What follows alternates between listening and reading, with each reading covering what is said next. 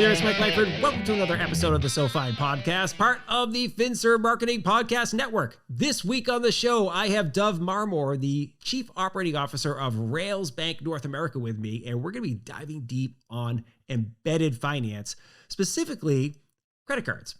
How can basically any business that does business with consumers offer a credit card to those consumers? And why the heck would they want to do that? What's the benefit of offering a credit card to your consumers if you're not a financial firm? Well, turns out there's lots of them, and Dov is going to tell us all about that. So really, really cool stuff. I think you're going to nerd out on it. I know I did, because this really just feels like the next frontier for fintech. Embedded finance is just going to open up a whole new range of opportunities for the world and for consumers. So really, really cool stuff. Before we get to the conversation with Dov, please do make sure you check out the Modern Financial Advisor podcast that we produce for Truelytics. This week on the show, we have Dan Stickle, the CEO and founder of Estate Exec. And what I love about that conversation with Dan is it was a startup born out of something he experienced personally. Estate Exec helps executors of the estate be better prepared and manage the process once a loved one is gone. And so you can be prepared ahead of time and you can manage the process after that loved one is gone. And it can be, that's something that can be very overwhelming. And Dan experienced that firsthand. And you'll hear how this former Google exec decided, you know what, this is a problem that needs to be solved, because if I had a challenge doing it, chances are lots of other folks are as well. So make sure you check that out. Also, make sure you swing by and check out the Advisor Financing Forum podcast that we produce for Skyview Partners. Really, really interesting series we just recently wrapped up on getting people back to business and thinking about their M&A activity for 2021 and beyond. How do you go about acquiring a business? How do you present yourself as a good buyer in the market? Lots of fantastic stuff, all done through the theme of Back to the Future. We had a really great time with that one. And as I mentioned on a previous episode, I really kind of feel like we've reinvented the webinar with that series. Some of the things that we're doing together there, that in pre-recording the webinar, really making them nice and polished, high quality audio, great visuals, much better than the traditional webinar experience. So we recorded those as webinars, got them edited up and got them distributed not only as a video that lives on YouTube, their site, but also distributed as a podcast. Works fantastic. I think you're really going to love it. Very, very engaging stuff. And lastly, we are about to relaunch the Yodelay Launchpad podcast. So if you haven't heard the earlier episodes, please do make sure you check those out, because that series is about to kind of blast off once again come on, you got to beat that type of stuff into the ground. It's a really, really cool series, but make sure you check out the first several episodes there, and the next wave is coming. There's a bit of a change of the guard on the marketing team that's managing the process there at Yodelay. So we kind of had to just, take a short break, re-ideate on some things, and it's just really fantastic stuff. So you're going to love that. Okay. You can find all of those podcasts. Just go to finservemarketing.com/podcast. You'll find those listed there, and you click it and bring you to wherever that podcast is living. Okay. All right. Let's get to our conversation with Dov Marmor of Railsbank. Well, Dov, wonderful to see you, buddy. And I got to tell you, you lit me up this morning when seeing you with your Australian Shepherd. And I'm an Aussie daddy too. I've got a 9-month-old Australian Shepherd puppy. So look, I already know, fast friends, the two of us. So great to have you on the show, buddy. Shows you have very discerning taste. It's exactly right. We got to bond over things, right? We're all stuck in our houses. Me particularly today, I'm not sure if you've seen what the heck is happening here in Austin, Texas, but it's like a massive ice storm. It coated all the trees. They're all hanging low. And it looks like my native New England. I grew up in the Boston area, and it looks like that outside right now. It's unbelievable. And I'm seeing 1 degree on Monday. We're going to have a 1.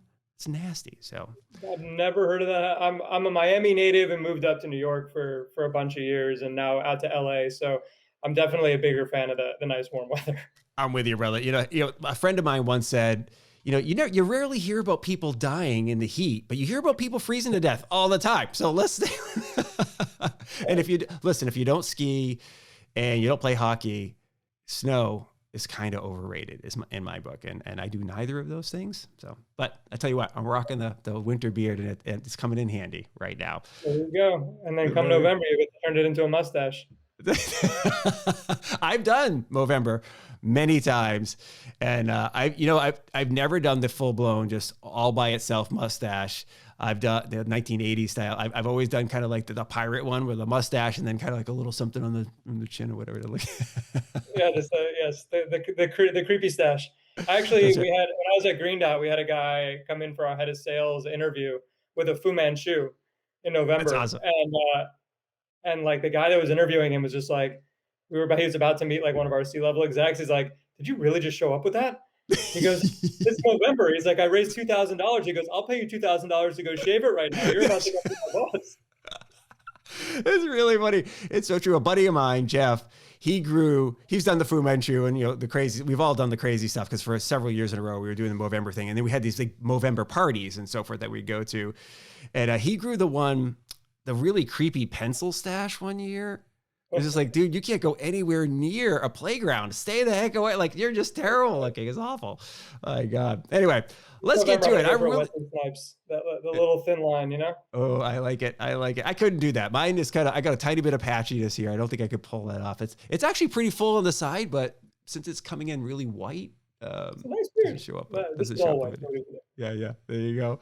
Well, very cool. Well, us two calico beards, let's call it that, mixed hair beard dudes. Let's jump into some of the topics we'll chat about today. I'm really thrilled that Caroline put us together on your team because I think Railsbank is doing some really interesting stuff. And I think your story as an individual is also fascinating as well. So I want to get to a lot of that stuff. But I thought maybe a great way to kick things off would be with one of the classic elevator pitches, right?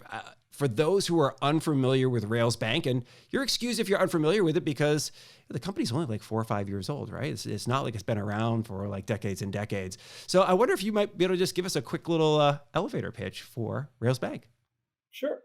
So the company is about 4 years old, VC funded. We have backers like Visa and Anthemis and Clock Tower Ventures. So some really nice investors behind us that have some really great experience, contacts, connections. We today have about 210 companies that build fintech products on our platform. We have about 3.5 million end users. A lot of people know us for recently acquiring Wirecard's UK business after the collapse, and we integrated that into Railsbank within about 3 months. So company is no stranger to working at pace. We are live on 3 continents, so UK and Europe, Singapore, and the US. And the mission of Railsbank is to allow any company to become a fintech, the same way that Uber allowed any company to become a driver, Airbnb allowed any person to become a hotel owner. We do the same thing for building fintech products. The company started off in payments, banking, and debit. So that's kind of the majority of the users of the 210 companies that we have across Europe. And when we moved to the US, we said, look, how can we take those assets and really solve a problem in this market? So for anybody that wants to build their own credit card, build a fintech credit card, whether it's a consumer brand, a platform, an app, a fintech company, it used to take 18 to 24 months, millions of dollars of investment.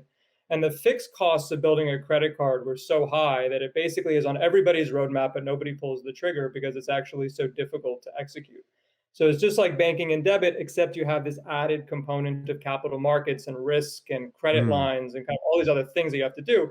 And because it's so difficult, that's why a few big banks have maintained the chokehold on this industry for so long. So coming from a history in banking as a service and kind of seeing how debit has just exploded over the last 3 years, it was just an obvious realization that credit's going to be next, and nobody built banking as a service platforms for credit. So leaving Green Dot, I just spent 3 months trying to understand why, and just learn that it's this extremely complex system, and it's not actually a business that you can truly build 0 to 1, because you need to have a track record in capital and all these other items in order to actually get it off the ground. So I know the founder of Railsbank. He was the founder of Currency Cloud, which is a startup I was at three jobs ago, launching their US business. But essentially, he had a desire to come to the US, and I had a desire to build credit cards. And we actually said, look, if we actually marry these two skills together, you have a platform that's 75% of the way there. I have a really strong knowledge of this market and kind of that this is the next big thing. We just need to build out a strong team that essentially can augment all the different areas. And Mm. interestingly, like there's nobody out there that knows how to build a credit card as a service platform because no one's ever done it before.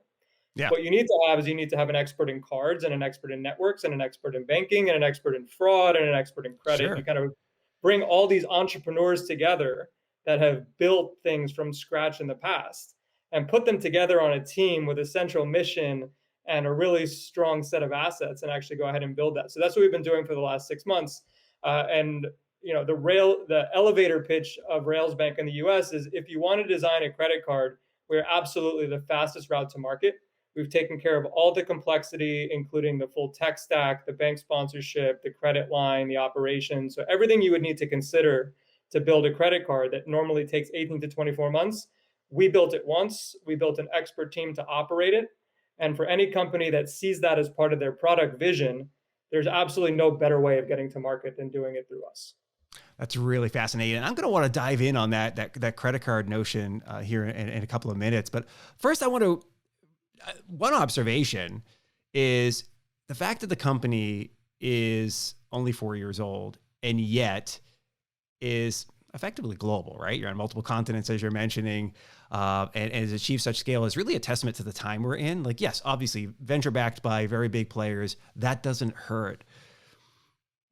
But I see this quite frequently in the fintech ecosystem now is things are coming to market quicker. As an example, last year I had the founder of Joust on, and Joust was a payment solution, which actually ended up becoming a banking solution for independent contractors, right? Freelancers, and that's a growing market segment. They stood up a full-blown banking solution in 7 months.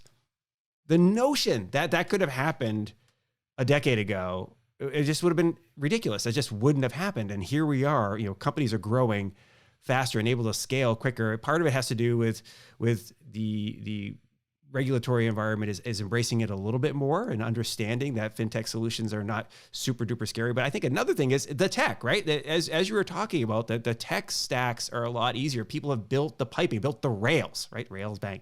They have built those things to make it easier. And I want to dive in on that, like how, as you said, the mission of Railsbank is doing that for others.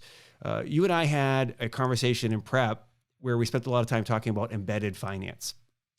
And why it's so important, and maybe, how might it impact the world? So I thought maybe we could talk a little bit about that here, right? Embedded finance, super hot topic right now, right? People want to hear a little bit about it. And you mentioned that any company can become a fintech or a financial player. You want to do that for the ecosystem. So what is it about embedded finance that's got everybody so excited, and how's it rolling out? Yep. So it's about a shift, right? It's actually about what is the primary motivation of the company that's building the product. And I think, bankers came from a mindset of providing financial services and margin driving products. And, it was really about like, how do I make a credit card that works? It was just a basic function utility. And that's why every credit card in your wallet, if you open the credit card app, they all basically look the same. Right. It's just a simple bank user experience. And, brands have moved into the credit card space. You have airline credit cards and hotel credit cards and things like that. But essentially the app sits separate from the company's app. And it's just a massive missed opportunity. It's just basically two different products that happen to have points that transfer from one to the other, but it's nothing game changing. Embedded finance is really, in its simplest form, the ability to put the experience in your app and to tie the financial product to all the other items in your ecosystem to increase customer engagement, loyalty, rewards, and the overall experience of your product. So I'll give you some examples in history. Like the first era of embedded finance was powered by Stripe and Braintree with creating the embedded payments experience. And the examples of that are when I get out of an Uber and my bill is paid, they turn payments from a utility into a core component of the customer experience. And it's part of the reason that they're so successful. Move that into banking, right? Companies don't want a bank account that sits separate. Like, a big brand is not interested in selling a bank account. They're interested in allowing a user, like let's use a gig economy platform, for example. If you can add a bank account into your platform, you can help your freelancers automate their expenses. You can help them borrow against their earnings. you can help them have a specific debit card with their brand on it that essentially allows them to categorize their expenses or do a multitude of different things, pay their employees instantly. So adding embedded finance into third-party ecosystems, right, actually can enhance the user experience, enhance the number of touch points, and enhance the loyalty that people have to that specific platform. And what's unique about like any financial product is I check my credit card statement at least once a week. I probably go to my airline app maybe once a month or once every 3 months these days, right? So think about that opportunity for customer engagement if the person's coming back to your app to check their balance, and actually how you can, that's just the super basic form. But like imagine that like when I go into my airline app, I can choose a flight to Australia that I've always wanted to take. And actually every time I swipe on my credit card, I can see a little arrow ticking closer and closer to me actually achieving my flight instead of generic points just going into a wallet and maybe I spend them someday. I love that. And that's something I hadn't thought too much about. I mean, obviously there's marketing opportunity there, right? To sell more of what it is that you do if people are coming to your site or to your app more frequently. But as you mentioned, there's a opportunity for a richer customer experience as well, right? To your point, like if you are trying to accumulate some frequent flyer miles to go on this big, once in a lifetime trip to Australia or wherever, that's a wonderful experience. If you're, building something, even on the B2B side, right? If you have an account somewhere and you're building out your platform to be able to go in there and see, all the things that you're building out for your company. Like at my end, I'm building a podcast company, right? So we produce shows for fintech and financial services companies. Well, kind of having a financial layer in there would be really, really neat. I think the other thing that excites me about this embedded finance concept is the removal of friction, right? Like if you come in and you're going to buy something and, if we're looking to finance that offering, whatever that thing is that you're going to buy, like you're going to buy $10,000 worth of equipment, as an example, for your podcast empire, you're going to, if you wanted to finance it, like, why wouldn't I take advantage of your financing? I don't want to have to leave your site, go to another site, get my financing and come back. Wouldn't it be nice if like right in there, I could click yes, financing and just walk through the process and kind of see how it's all going. So it's really, really smart. I love that idea.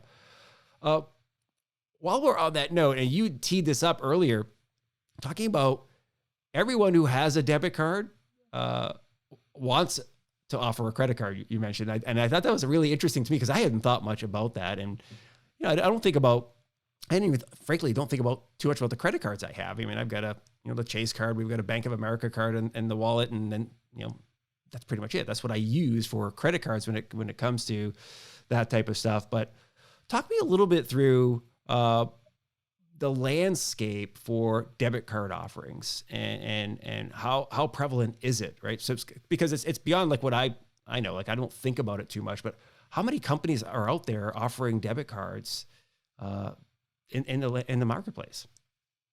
It's a ton. So, I mean, any fintech company for the most part that has a consumer app is offering a debit card at this point.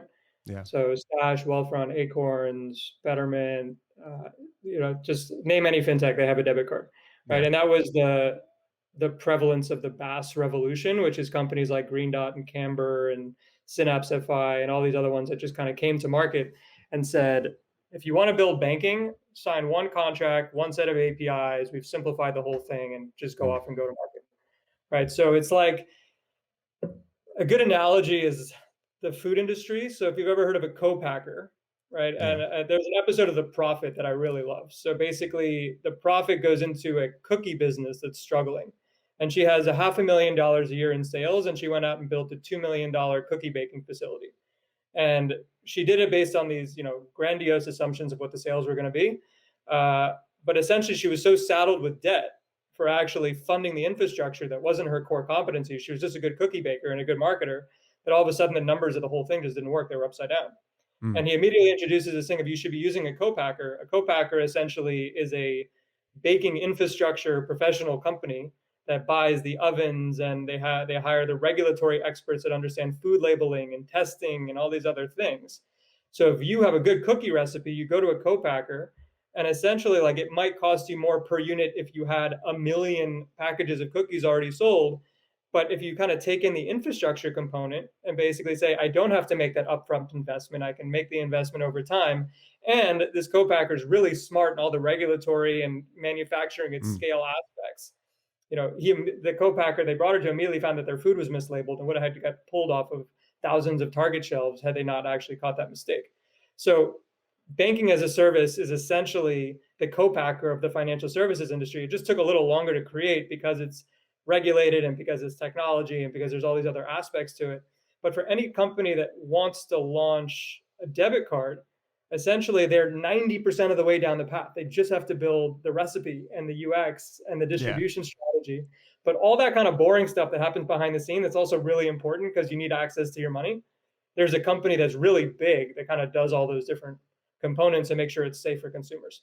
So like that was the genesis of debit. Now, it wasn't just the fintech companies, though. You also had the tech companies build it. So Credit Karma built a debit card, and Intuit built a debit card, and Uber built a debit card, and Lyft built a debit card. So you actually didn't just have this kind of confined to the fintechs. It was also the brands looked at the adoption in the fintech sector and said, hey, we have millions of customers. We should create a debit card too.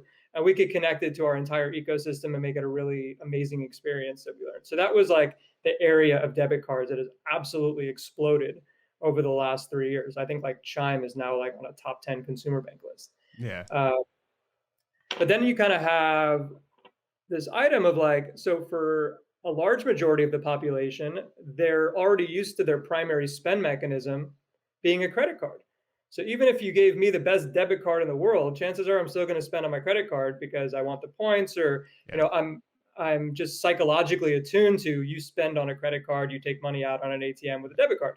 Right. So there's just a big segment of the population that you're not addressing. So when I say that everybody wants to move into credit cards, it's assuming their population and their user base does use credit cards today. But like if you've built this amazing experience of a card tied to an app that does all these other things other than just allowing you to make a payment, it just makes sense that you'd want to have a credit card in there, right? Because it's just another financial tool to add to your portfolio. And the economics are just way better. The interchange is higher. You can get interest. People are used to paying fees. There's all these other things that make a credit card just an easier business to operate because of the size of the margins. Yeah.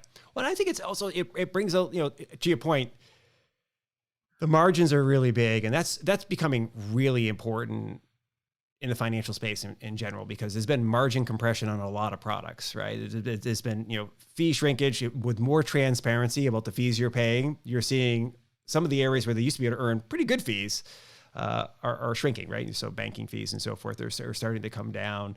On the wealth management side, AUM fees are coming down pretty substantially. On the asset management side, the BIPs, a lot of providers are charging basically zero. For their mutual funds and so forth. So you are seeing that shrinkage. So the trend to look for high margin products is there. And one of the other things that I think is really fascinating about this, and I wonder if you could talk a little bit more about it, is data, right? When you have some level of transparency into the spend, not only how much your customer is spending, but what they're spending it on, through you're their primary interface for their credit card, right? You learn a little bit more about your customer too. That's pretty fascinating. So, and I guess lastly is there's loyalty, right? If I've got a credit card that's associated with one vendor and I don't have it with the other vendor, I'm much more likely to come and spend to you because you're going to offer me deals, I'm sure, right? I've obviously chose your spending choice, and now I have an affinity with your brand. So Southwest over JetBlue or whatever, going back to our airline example. So yeah, how are you seeing the data come into play? Is that something that you're finding that companies are really, really attracted by? Yeah, the data helps. The data helps you create innovative user experiences. So as an example, imagine that you can, so a simple piece of data is when someone spends through an API, you're going to get something called transaction notification. So this person now spent money at Starbucks, right? And say you're an investment app. You can go ahead and say, this person just spent money at Starbucks. Let me pop a notification on their screen and ask them if they want to match their Starbucks purchase into Starbucks stock. Mm. It doesn't even need to be funded by the rewards. The rewards are maybe 1%. Okay, like 1% on 325 on a Sure. coffee, no big deal. I buy the cheap ones. But like imagine that every time, like I'm obsessed with Starbucks, but like I wish somebody would actually allow me to buy my Starbucks coffee in Starbucks stock on a one-to-one basis. And I'm happy to fund it.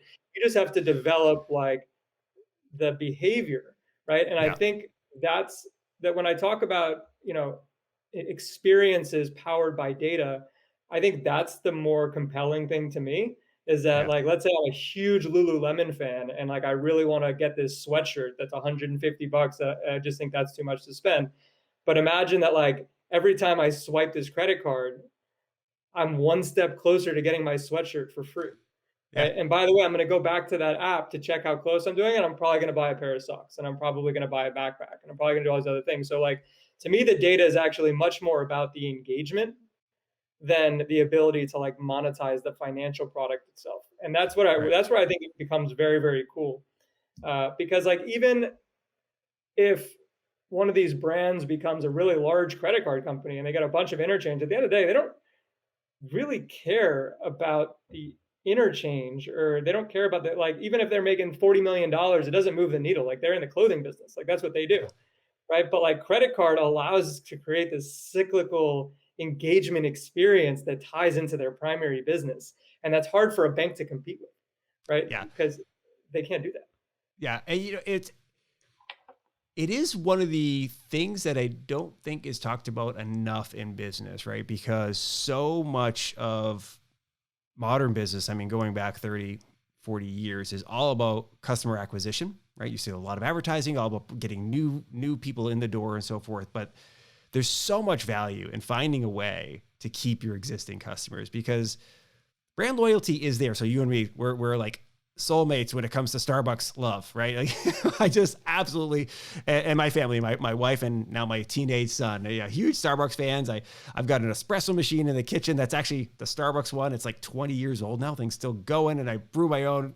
I'm like a barista machine here in the house and out and about. We're obviously very loyal to Starbucks, but there are other brands where I'm like, I'm conditionally loyal, right? Like if a better solution comes along, I'll probably go like, but yeah, I'm never going to switch Starbucks, but let's just use your Lululemon. The athleisure space is pretty big, right? And it's there's always new entrants to it. And Lululemon has a special place right now as a premium brand in athleisure. But, Nike's there.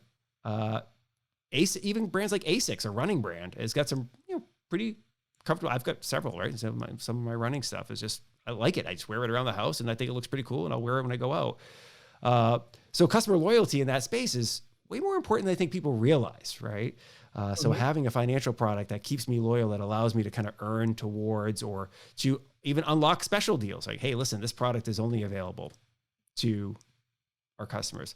By the way, Best Buy, if you're listening, this would have been good for you before Christmas. So I wanted to buy my son a new graphics card. He's a gamer, right? These new graphics cards from NVIDIA came out. And you had to be like in line, trying to click, add the thing to cart. So I finally got the thing, added it to cart. Before I could do payment, it was no longer available. Right? Yep. But I'm a Best Buy rewards member. Like, what if Best Buy, you would use this approach with, embedded finance, had a credit card with Best Buy. Like, if you're a credit card holder, guess what? You're in line first to get one of your, whatever these products that come out that are in limited supply. And once you add it to your cart, or you can click auto add to your cart, right? You'll be in line. Instead of all these Bitcoin miners stealing all the graphics cards for dads who will try to buy that for their kids. Anyway, I think that would have been an amazing use case. Anyway, let's switch gears to you.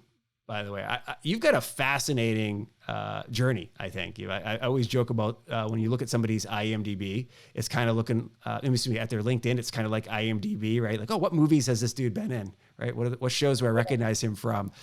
And you mentioned already Green Dot as part of your journey to Railsbank. But when I kind of look at your history there, I get this feeling that you're wired for seeing what's possible. You kind of have a bit of a visionary bent to your personality, that you're looking for, hey, I see where the world is heading, right? And I want to help shape it there. So talk about what it is that attracts you to companies like Railsbank and Green Dot versus going to work for the big Visa directly or Amex or whatever. Yeah. So I got here through a series of random events, and that's the truth. So I started off big corporate, Standard & Poor's, 6 years. I immediately learned I had a really good knack for sales, and like I also just figure out like the right way to do things. So when I got, just a good example, we used to license a product called a CUSIP number, which is like a social security number for stocks and bonds. And when I got there, people were calling, the guy who just bought their data from Bloomberg and saying, hey, by the way, you owe us a license. And that guy's like, fuck you, I just spent $100 million on these guys, and all of a sudden you're going to charge me extras. And I was like, why are we doing it this way? This is a legal and compliance issue. And essentially you basically have to find out, who is your champion in a company, right? So you basically, instead of going to the guy that just thought he paid for it, you go to the compliance officer, the legal person, and you just say, hey, look, if you read this contract, it's very clearly spelled out that they don't own this piece of data, and that you have to buy this directly from us. And can you please just help us get into compliance with the contract? Done. At 23, I was like the top 2% of salespeople in the whole company. But like, because I just figured out like how to do that, right? And it was just really learning about like people and motivations, and actually like how to navigate big organizations in a way that you find the person who's going to be your champion, and you actually help them do their job better and help them make sure that everything stays in compliance and they're above board, and they're going to go help you do your job, versus the person in the company that is anti what it is that you're trying. So like, that's my superpower, is like actually like learning about what is somebody's motivation, what's helping them to kind of do the next thing in their career, and like what's important to them, finding that person and actually helping them succeed, and truly like looking about how can my service help them kind of do the next thing in their journey. So just super far back history, but I love working for big companies as a first step for any millennials listening, because they teach you structure, and you just and they have good training, and they have all these things. And like, it's also a good brand on your resume. Everybody knows who it is. Yeah. Let's kind of go to the next step. So then I did a stint at a little FX trading company. And what happened was I got approached by Currency Cloud because I had the word FX and cloud in my LinkedIn profile, even though cross-border payments and FX trading have nothing to do with each other. Yeah. And it's just a fluke event, but I meet the CEO, and actually he's now the CEO of Railsbank, and just hear this vision of like what they're doing, that you can now build a Western Union in 6 weeks. So, well, that's really freaking cool. Right. And, I'm son of an immigrant, and I understand the whole use case, and that it's expensive to send money overseas, and it should be digitized.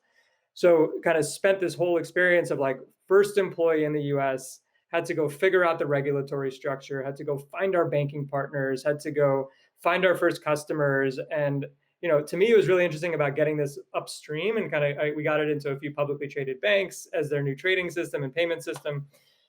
But it was just, I was fascinated by the experience of enabling legacy companies as well as new innovators to build faster, to build better products. And I all of a sudden realized that this co-packer for financial services idea was the future, right? But it wasn't the way that the banks had been doing it, which was, I'll put your logo on my app and you'll sell my service. It was, no, let me build the foundation. You can link your app into it. We'll do all the boring stuff on the back end, but like, I want the product person and the marketer that is part of this tech company to build the front end experience. And I want them to bring their customers. It's much easier to partner with someone who has the customers versus going out and getting each one of them one by one. And I realized like, this is actually a good thing that we can do. So 3 years at Currency Cloud, we proved out that this model is fantastic. And then one day I get this call from Green Dot, they're the largest prepaid card issuer in the country. You can find them on a J-hook in every CVS. And I didn't know why they were calling me.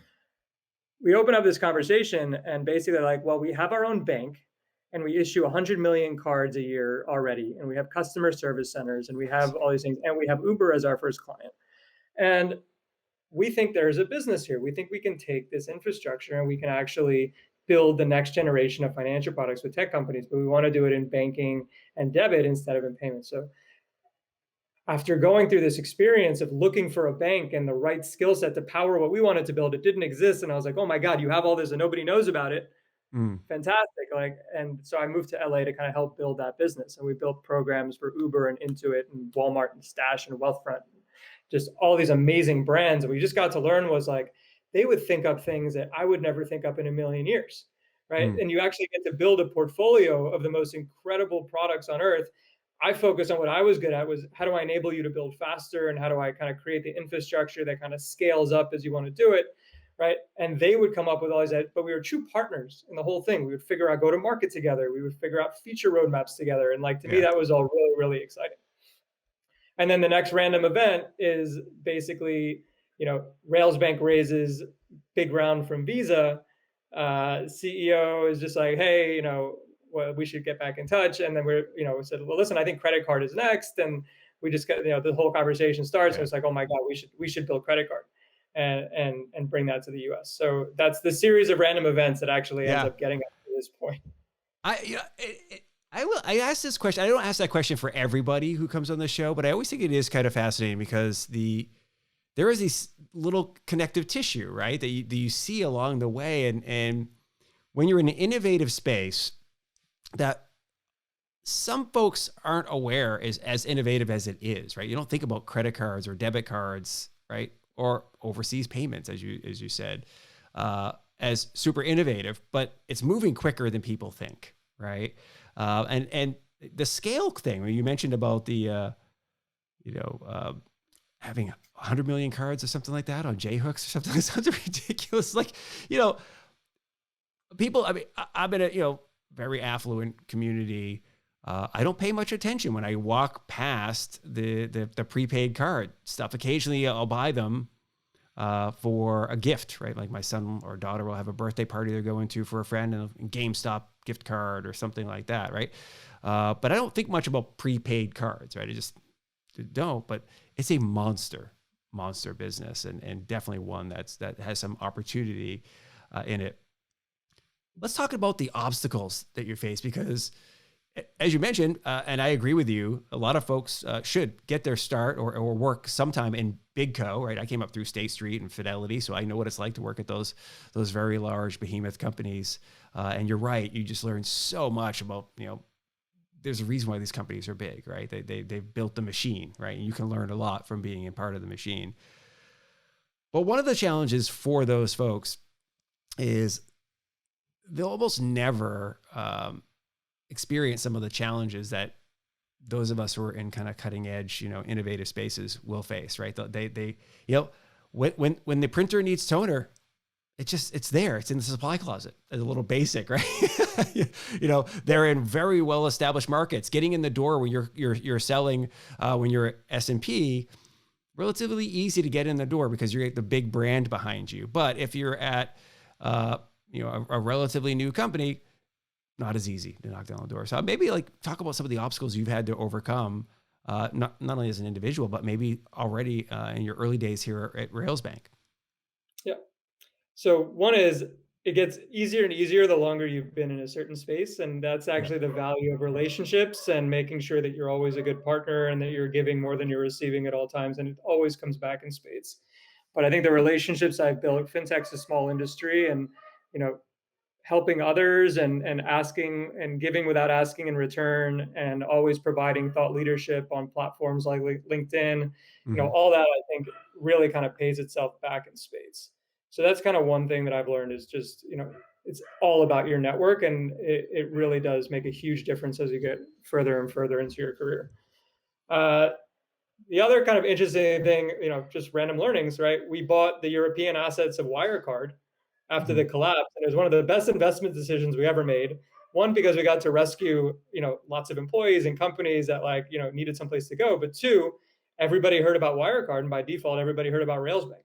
So it immediately allowed us to just kind of do this 10x brand recognition, right? And just that. So sometimes it's just kind of finding those opportunities where you can help others and also, and just randomly the thing you didn't expect comes back in spades of oh my God, now everybody knows who we are.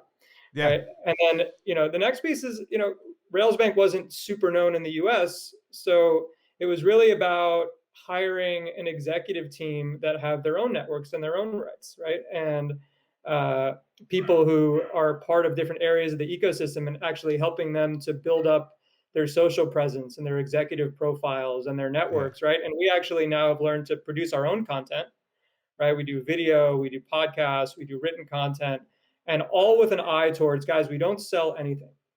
Written content is all about helping the community understand the next steps in credit card innovation, sharing thought leadership, sharing ideas, right? We want to be a contributor to the community, not a taker. And Yeah. over time, that will help us build our brand. If we want to be the place that people come to build a credit card, we should go out there and teach them how to do it. And they'll realize by default, wow, these guys know how to do it. Like maybe we should talk to them and see if they can kind of help us do it faster or do it more efficiently. And I think that was kind of the big learning is like cold call sales on LinkedIn and I hate when people figure out my email and send me a 30-page pitch. Like not how it works anymore. Yeah. And that's how to change it. I couldn't agree more. I mean, look, I'm in the content production business, right? But the number of times people will reach out like, hey, I watched that webinar or that podcast or read your blog post. Awesome. Want to talk to you about this, whatever that is. And we produce podcasts for clients, right? We direct results of our clients getting clients because of the podcast, right? Because somebody was just searching for a solution, came about, hey, you should check out this podcast. They listen to it. Like, that's exactly what we're looking to do. And they reach out. So it can be very, very powerful. Getting ready to close it out here. I know we've got a few more minutes left together, but what surprised you most so far? I mean, I know you're relatively new at Railsbank and you do go back with the founding team. So it's not like, everything's brand new to you and you know the space very well, but what surprised you so far? It's been the validation of the assumptions that I had made kind of going into this. So one is, it was logical that credit card is the next big thing, but actually putting it out there and seeing the demand kind of come back has been really inspiring, and kind of realizing that like this idea of simplification and support and help and partnership over sales, like that, all those things really do resonate, and kind of seeing a lot of those learnings from the past come to fruition and being real. The other thing is I was just talking about this in an interview. 4 years ago or so, as part of business school on our international trip, I went to the Raglan Range of New Zealand on the South Island. And the idea of the leadership trip was basically go into the wilderness for 10 days and figure it out. You get a couple guides, but they're really not going to tell you much. And you're going to hike for 12 hours a day, and you're going to have to figure out how to get over a mountain range and get back to the place that the bus is going to pick you up without that much help. And on the fourth day, we've been hiking in for 3 days, 12 hours a day. And we get to the mountain component, right? And you actually are literally just walking into a forest on the side of the mountain. There's no trail. Like, this looks like a good place to go up. And we just start hiking. 3 hours in, we get to a limestone wall and can't go any further. And we all have 60-pound packs on our back. Getting up's a lot easier than going down. Yeah. And we literally have no idea what we're going to do. And the guides are just like, well, now's the time that you spread out, get out in teams. And we each started hiking, a mile, half a mile in each different direction, until finally somebody found this like little narrow path that you had to be on your hands and knees, grabbing a root and a branch and like be in the mud and you're falling down. And, we were laughing like 3 hours into this climb, because like it was absolutely insane. Nobody in their right mind would do this had we just not been in a situation that we had no choice but to keep going.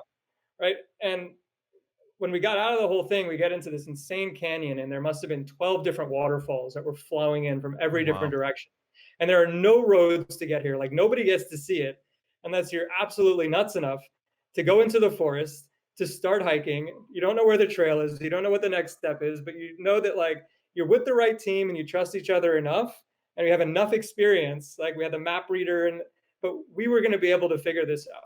And when we got to the top, we just realized that no one else gets to see this, right? Unless they actually have gone through this process. And building the first ever credit card platform, it's not you go find somebody that's done it. Like, these things are hard to make, but like, it was a perfect analogy for that trip. And what I learned from it was essentially like, you have to surround yourself with amazing people, and you have to go for things that no one's ever done before. And seeing the demand and the clients and the types of like products that they want to build off the back of this incredible thing that we've built, and collaborating with them and helping them bring it to market, it's the business equivalent to the 12 waterfalls, right? No one else gets to do it because no one else had the guts to just go into the forest and go try to figure it out. And that to me has been, I know it's a long story, but like it. No, I like it. It's a great one. I think we'll cut that up and make that an audiogram. That'll be a pretty good story. I really do like that story, and it's 100% true, right? You got to take the risk in order to kind of see the rewards sometimes, but sometimes you just got to be willing to open yourself up to the adventure, right? It's not even just about how much risk there is. It's like, look, you could stay in your cubicle and not try some new stuff, or you can go try some new stuff, right? And keep like exploring the world. Really, really interesting. Well, to wrap it up, one last quick question. What is your ask of the listener? I host this SoFin at South by Southwest event every year, and anybody who gets a demo or speak on stage has to have an ask of the audience. And anybody who comes on this podcast also has to have an ask of the audience. So for anybody who's listening, what would you have them do, Dov? Look at your own unique skill set. Look at the skill set of your company and just think about how you can make financial services better for the next generation. And follow me on LinkedIn, follow us on LinkedIn, be a part of our community. We're really all just here to share incredible ideas, and a combination of that community and all the different ideas that come to bear is going to allow us to develop the next generation of financial products, and not ones that help us make the most money. That's not the goal. It's the ones that help us help the most people and help the most brands and kind of really create those aha moments that none of us have ever dreamed of. That's what excites me. And that's my ask of the audience, is that if you're interested in this, come join us, come be a part of the community, contribute, and we'll take this thing to really great heights. That's fantastic, ask. And we'll make sure we get those links to LinkedIn, Railsbank, and any other contact information you'd like to share with us on the show notes. Okay. Well, Dov, it's been wonderful having you. Thank you very much, sir. Please say hello to your Aussie on your end, and I'll make sure I give some belly rubs to mine on this side as well. Absolutely. Batman will be much more than appreciative. Fantastic, buddy. All right. Thanks. See ya. Thanks. Thank you very much for listening to the SoFin Podcast. It's always fantastic to have you with us.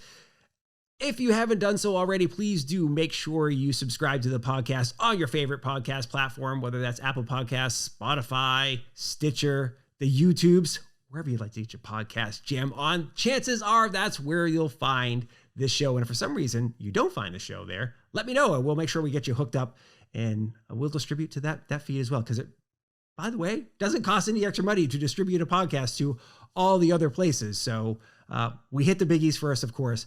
But if there's one you're like, man, I just love this podcast platform and I can't find your show, just let me know. We'll get it hooked up, okay? Also, huge thanks to Dov Marmor, of course, from Railsbank.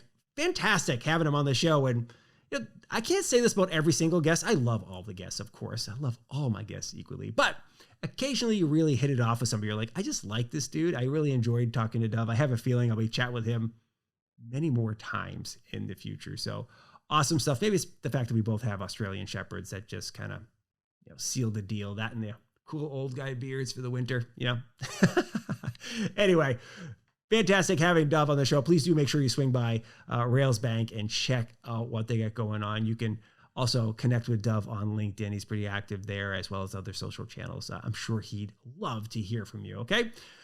Lastly, before we go, please do make sure you're still wearing your mask. Vaccinations are not available for everybody yet. It sounds like we're in the home stretch here. A couple of months left, and we will all have the shots in our arms and be ready to rock for the summer. It feels like it's going to be amazing. It's probably going to be bedlam, by the way, when everybody finally can just get back to normal. If you thought liquor sales are pretty strong during the pandemic, wait until you see after the pandemic. I think it's going to be pretty good. Anyway, all right. Please stay safe, keep your distance, and be nice to each other. It's just way more fun, okay? We'll see you next time on the SoFin Podcast. See ya. Bye.